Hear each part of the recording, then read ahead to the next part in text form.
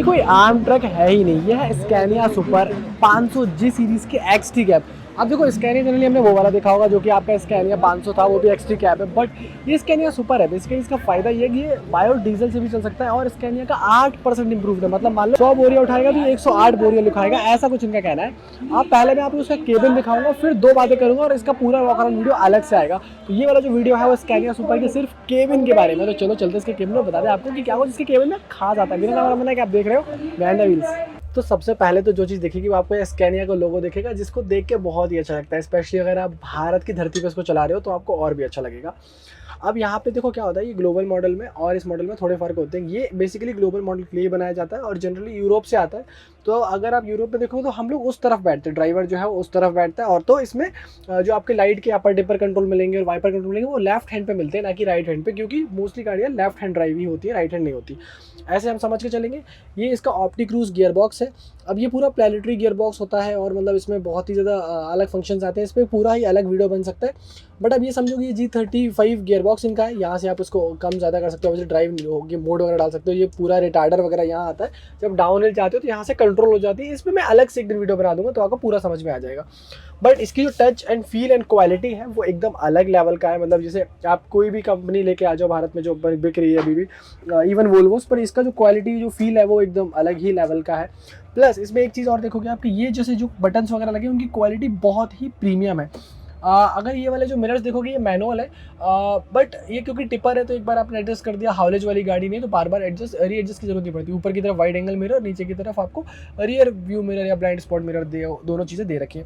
अब अगर ये पावर विंडोज है तो ऑब्वियसली पावर विंडोज आता है। ये आपके हेडलैम्प के कंट्रोल्स है। ये नीचे की तरफ फॉग लैंप लगा हुआ है, वो जो डाउन में लगा होता है वो वाला है। और यहाँ से आप इसकी हाइट एडजस्ट कर सकते हो। अगर गाड़ी भर गई है, काफ़ी डाउन हिल जा रहे हो या आप ऐसे कभी माइंस में स्लोप पे जा रहे हो तो इसको ऐसे डाउन में आपका आसमान में लाइट नहीं जाए, नीचे की तरफ चले जाए, उसके लिए हेडलाइट एडजस्टमेंट है। और ये आपका पीछे कैप का लाइट है। अब यहाँ से आप इसका क्रूज कंट्रोल सेट कर सकते हो। मेरे लिए ऐसी एक्चुअली एर्गोनॉमिक जगह लगी, क्योंकि देखो पीछे नीचे क्लच तो है नहीं, क्योंकि ये कंप्लीटली ऑटोमेटिक, मैंने बताया ऑप्टी क्रूज गियर बॉक्स होता है। यहाँ पे क्लच वाला कोई सीन नहीं होता। अब यहाँ पे सीन है, यहाँ पे आप ऐसे चला रहे हो तो इसको वो कर दो। फिर अब यहाँ पे ये जो है सारा का सारा सिस्टम दिया हुआ है, इसको टॉगल करने के लिए यहाँ से टॉगल कर सकते हो और यहाँ से भी आप इसको कंट्रोल कर सकते हो। ये जो दोनों बटन है यहाँ से भी, तो ये सारा इसको कंट्रोल करने के लिए होता है। कुछ आपकी ड्राइविंग डायनेमिक्स एडजस्ट करने के लिए होते हैं, जैसे मोड्स वगैरह आप सेलेक्ट करते हो तो यहीं से सेलेक्ट कर लेते हो इसमें। और कुछ पैरामीटर्स वगैरह सेट करने के लिए होते हैं, जैसे कि आपको रीजनरेशन वगैरह करना है तो इसमें ऐसे मैनुअल रीजनरेशन नहीं होता, ये सब कंप्यूटराइज्ड फंक्शन है तो वो वहाँ से होता है। अब ये आपका पूरा का पूरा एसी है। एसी के सारे कंट्रोल्स यहाँ आते हैं और ये सब इसमें, ये अगर आप बटनों के अलावा यहाँ देखोगे तो ये आपको सिर्फ और सिर्फ हवा के लिए, मतलब ब्लोअर की स्पीड एडजस्ट करने के लिए मिलेगा। बाकी एसी चलाना है या रिसर्कुलेशन चाहिए, कहाँ किस तरफ एयर फ्लो चाहिए, वो यहाँ मिल जाता है। ये स्कैनिया का मतलब काफ़ी आइकॉनिक है। यहाँ पे हर एक स्कैनिया आपको यहीं दिखेगा, मतलब उसमें भी एकदम ऐसे गिरा दो तो वो चीज़ मिलती है। अब यहाँ पे ये बटन है और ये यहाँ पे भी EXT लिखा हुआ, मतलब ये एक्स्ट्रा बटन है। इसका वो एक्चुअली बेसिकली काम नहीं है, बस ये लगा दिया कि अगर आपको कुछ और अटैच करा है तो आप वहाँ से अटैच कर लो। और यहाँ पे अगर आप देखोगे तो ये आपको पीछे जो व्हील्स होते हैं, हमारे जो पीछे वाले एक्सल होते हैं, टैंडम एक्सल लगा हुआ है, क्योंकि 12 टायर का 2 एक्सल लगे, उसमें पीछे की तरफ ये वाला लाइट जलाने के लिए है। अब ये ओवरऑल स्टीयरिंग वगैरह के बारे में एक कमाल बताता हूँ तो यहाँ पे एक बटन दिया हुआ है। अब ये वाला जो पर्टिकुलर बटन है, देखो ये वाला जो पर्टिकुलर बटन है, इस बटन को अगर आप ऐसा करोगे तो ये एयर असिस्टेड स्टीयरिंग है। मतलब ये हमारे हम जनरली टिल्ट टेलीस्कोपिक देखते हैं ना, तो यहाँ पे अंदर की तरफ एक एयर बलून है, वो वहाँ से काम करता है। तो आपको जैसे भी मतलब मर्जी में आप चलाना है और यहाँ से आप जैसे इसको दबाओगे तो ये यहाँ पे लॉक हो गया, ये कहीं भी नहीं जाएगा, एयर कंट्रोल्ड है। फिर ये इंटरव्हील डिफरेंशियल लॉक है, गाड़ी आपकी कहीं फंसेगी नहीं। मतलब जैसे खदान वदान में कई बार माइंस में कैसा होता है ना कि जैसे ऐसा देखो ये रोड दे रहा हुआ है, तो इसमें जब गाड़ी मतलब स्किड करने लगती है, गाड़ी का चक्का घूमने लगता है, तो जिस व्हील में ज़्यादा पावर जा रही है, जो फील्ड सेव कर रहा है, वो यहाँ से आप डेफिनेटली इसको एडजस्ट कर सकते हो। इंटरव्हील डिफरेंशियल लॉक भी लग जाता है और इंटरव्हील डिफरेंशियल लॉक भी लग जाता है, दोनों चीज़ें लग जाती है। और PTO उठाने के लिए आपको ऑब्वियसली PTO को पहले एंगेज करना पड़ेगा, फिर आप यहाँ से टिप करोगे, वो चीज़ें होती थी। ये आपकी केबिन लाइट्स वगैरह के लिए होता है, केबिन में लाइट्स ऑब्वियसली दे रखिए।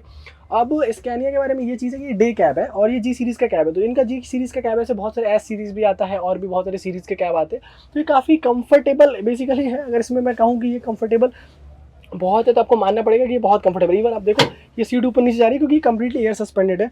फिर हैंड ड्राइव दे रखा है, क्योंकि देखो जनरली आपको ये वाला हाथ क्या होता है, नॉर्मल ट्रक्स में आप गियर लेवर को ऊपर नीचे करते रहते हो, इसमें कोई ऐसी जरूरत नहीं है। एक बार आपने यहाँ से गियर एडजस्ट कर दिया, फिर उसके बाद गाड़ी में बस क्रूज से आप ऊपर नीचे स्पीड करते रहो या सिर्फ एक्सीलेटर से चलाते रहो, क्योंकि आपको कोई और चीज़ का यूज़ करना ही नहीं है। छोटू सा एक्सीलेटर दे रखा है, ब्रेक दे रखा है, काफ़ी एर्गोनॉमिक और काफ़ी शॉर्ट ट्रैवल है उस चीज़ का, वो भी बहुत ही बढ़िया चीज़ है। देखो ये कैसे एकदम मस्त आराम से यहाँ से खोल सकते हो। इसकी फीलिंग जैसे क्वालिटी है ना, वो बहुत ही अच्छे लेवल की है। तो मैं बताऊँ, अगर ये वाला पार्ट देखो, ये वाला पार्ट देखो, ये वाला देखो, ये वाला देखो, इसमें बहुत ही बेसिक चीज़ें दे रखी हैं जो कि ग्लोबल स्कैनिया में आती हैं, क्योंकि ऑब्वियसली इंडियन काउंटर पार्ट है, इसको कुछ स्पेसिफिक मार्केट के लिए, वहाँ से कहते हैं ना, वहाँ के एक्सपोर्ट मार्केट के लिए बनाया गया। तो ये कुछ चीज़ें, और इस गाड़ी के बारे में देखो तो काफ़ी स्मार्ट स्टोरेज, जैसे यहाँ देखो, तो ये पूरा का पूरा चैनल बेस्ड एक ट्रे है, यहाँ पे आप अपनी मैनुअल्स, डेली रिकॉर्ड्स, ब्लॉग्स रख सकते हो। ऊपर की तरफ भी काफ़ी स्टोरेज स्पेस दे रखा है, जो कि देखो 12 टायर के टिपर में अगर आप बात करो तो जनरली नहीं देता, क्योंकि ये माइंस वगैरह में चलते हैं और ऐसी एप्लीकेशन में चलते हैं जिसमें आपको काफ़ी कुछ सोचना समझना पड़ता है। यहाँ पे भी आप म्यूजिक सिस्टम वगैरह लगवा सकते हो। ये ऊपर की तरफ बीकन लैंप है, उसके लिए होता है, ये मुझे खुद नहीं पता ये किस चीज़ के लिए होता है। तो ये कुछ कहानी है यहाँ पे स्कैनिया के बारे में। देखो वहाँ पे भी सारे मिरर्स आते हैं, blind spot, wide view, side blind spot mirror, front proximity mirror, सारी चीज़ें दे रखी होती है और काफ़ी अच्छा है। अब जनरली इसके बारे में बात करें तो मतलब केबिन तो बहुत ही अच्छा है जी। क्वालिटी स्टैंडर्ड्स की बात मैं बार बार इसलिए कर रहा हूँ क्योंकि मतलब भारत में हमें इतना अच्छा देखने को नहीं मिलता। आज हमें लकीली हम एग्जीबिशन में आए हुए थे, हमें यहाँ देखने को मिला, तो वो चीज़ मैंने सोचा कि आपको भी दिखाऊँ। फिर यहाँ पे एक 12 वोल्ट का आउटलेट है, जनरली लोग 24 वोल्ट दे देते हैं, फिर वो कन्वर्टर मार्केट में मिलता नहीं है, यहाँ पे 12 वोल्ट का दिया हुआ है।